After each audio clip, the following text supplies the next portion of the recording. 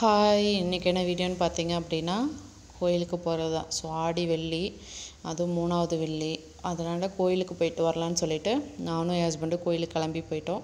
இந்த கோயில் வந்து பார்த்திங்கன்னா செங்கல்பட்டில் நியூ பஸ் ஸ்டாண்டுக்கு கொஞ்சம் தூரம் முன்னாடி போனீங்கன்னா இந்த கோயில் இருக்கும். சின்னமுத்து மாரியம்மன் சொல்லிட்டு ஆக்சிஸ் பேங்க் நியரில் இருக்கும் சின்னமுத்து மாரியம்மன்.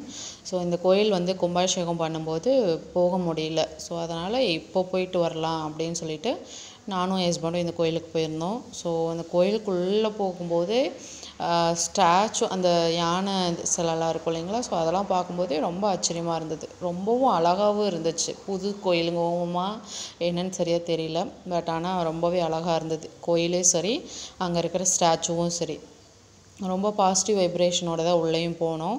ஸோ உள்ளே போனோம் வந்து பார்த்திங்கன்னா என்ட்ரன்ஸ்லேயே நீங்கள் ஸ்டெப்ஸ் வச்சிங்கனாவே அம்மன் வந்து தெரிவாங்க.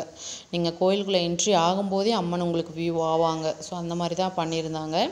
அவ்வளோ பெரிய சிலை தான் வச்சுருந்தாங்க. அப்புறம் உள்ள என்ட்ரி ஆனதுமே விநாயகர், அதுக்கப்புறம் பார்த்திங்கன்னா ஒரு நாகாத்தம்மன் சிலை இருக்கும், அது பெருசு. அதுக்கப்புறம் மகாதேவர், அப்புறம் பெருமாள், அதுக்கப்புறம் அனுமார் ஸ்டாச்சு, வள்ளி முருகன் தெய்வானை இவங்களாம் இருப்பாங்க. காலபைரவர் இருக்கார், துர்க்கை இருக்காங்க, அண்ட் ராகு கேது ஸ்டாச்சு, நவகிரகங்கள். இவ்வளோ தான் இந்த கோயிலுக்குள்ளே சுற்றி இருக்கிற ஸ்டாச்சுக்கான இது. பட் இந்த ஸ்டாச்சுவில் அம்மன் இருக்கிற அந்த இது இருக்கும் இல்லைங்களா, ஸோ அதுக்கு மேலே பார்த்திங்கன்னா கோயிலில் அவ்வளோ அழகாக, அதாவது ஒவ்வொரு ஸ்டோரியுமே அதில் வந்து இருக்கும். ஸோ அது எல்லாமே அவங்க வந்துட்டு ஸ்டாச்சுவாக பண்ணி வச்சுருந்தாங்க.